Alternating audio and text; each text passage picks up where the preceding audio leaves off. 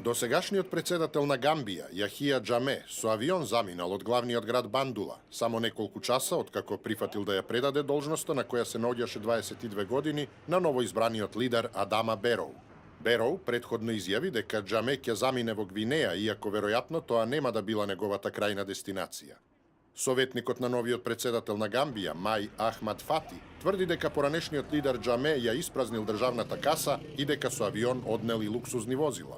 Мај Ахмад Фати им се обрати на новинарите од Сенегал, каде новиот председател Адам Бероу се уште чека да се врати во земјата. Во период од 2 недели, поранешниот председател и неговата влада однесо околу 11,4 милиони долари. Тоа се многу пари. Гамбија е финансиски оштетена. Касите се буквално испразнати. Тоа е потврдено во Министерството за финансии и во Централната банка на Гамбија. Јахија Џаме загуби на изборите во декември, но ги доведе во прашање изборните резултати и одбиваше да ја предаде власта.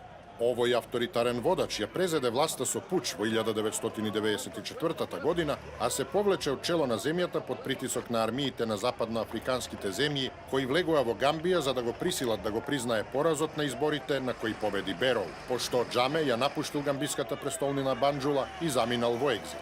Во четвртокот, новоизбраниот лидер Адама Бероу положи заклетва во соседниот Сенегал, а регионалната организација ЕКОВАС испрати војска во случај да не успеат последните дипломатски напори Џаме да ја предаде власта. Според сведоци на кои се повикува Ројтерс, воени единици на западноафриканските земји влегле во главниот град на Гамбија во склоп на операцијата за донесување на власт на легално избраниот председател. Силите на економската заедница на западноафриканските земји влегоа во Гамбија со цел да му овозможат на Бероу да дојде во земјата, а беа дочекани од стотици луѓе кои ги поддржуваа заради промената на режимот.